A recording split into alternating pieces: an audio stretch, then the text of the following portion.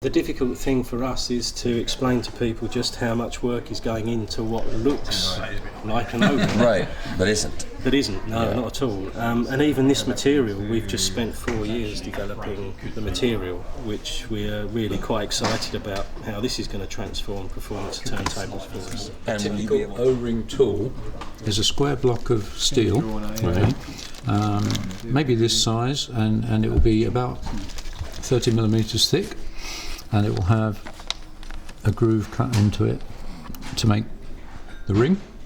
Yeah, now let's say the ring's that big, the groove will be right. I got you. And like that. Then you pour that's a semicircle. Right. And then there will be another half that fits on it, and it has locating pins here to locate the two halves together. Right. You can imagine that just a small difference between one of those is going to create an offset. Right. Okay. What they actually do to make it commercially viable is they put another ring in here.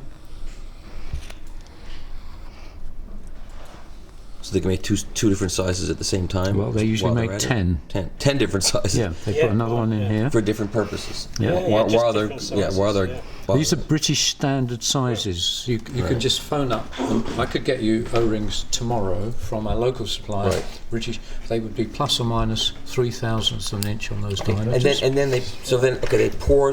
How does whatever this material is? The rubber is like plasticine. Oh, here we go. These are standard. They're O-rings. These are standard O-ring. Okay. These are standard. So how do they? But I want to go. How do they pour material? No, the rubber can either be just put in as a slab. It's like plasticine. Oh, I got you. When it's uncured, and the other top comes and squashes it out. Or if you want it a little bit more accurate, they extrude the plasticine into a long, thin string, and they fit it in here and just fudge the end. And then they then close it down. And then close it, and then it's heated for about typically 10 minutes, but varying cycles depending on the material and the time and how well you want the cure. Okay. What we do is, and this is what we're doing at the moment, but it's variable. We make a round tool first because the temperature will be more even over the tool. Okay. We have a large hole in the middle, which, if we're looking in section at that,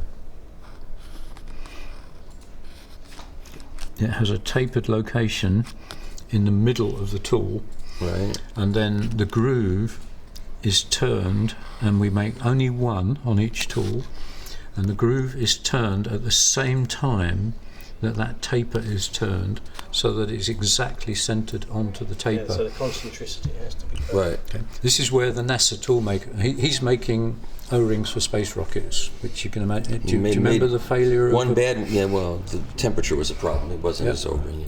But it was about the O-rings going too hard at lower temperature. Right. He can make O-rings for space. He can't make O-rings for us accurately enough. Really? Seriously, I'm really serious. But because he can't, he's up for the challenge. I see.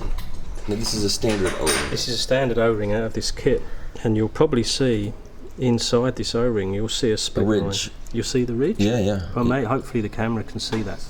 And that'll be part of a mismatch between the two halves. I see. That Roy's explaining how with different tooling we avoid. I see. Yeah. And of course that split will give you speed issues for a turntable. Sure. Yeah. Okay. So what just one characteristic of the material that's important is its hysteresis, its modulus, if you like, when it's been moulded. This is how it behaves, how it stretches, how it recovers, its hardness, and how consistent that hardness is in the belt. And if you feel this drive belt, if you just gently feel that, okay, you'll feel a characteristic there. Right. Okay. So just to show you the subtleties we're working with, this is a new prototype we're working on. So little. You feel a difference. Yes, you can almost actually feel a squishiness as you move it right in where your fingertips are. It just feels different to you. Yeah, absolutely. And these characteristics of the rubber material itself, and these are two different types of rubber altogether. Right. One's an EPDM, one's a polychloroprene.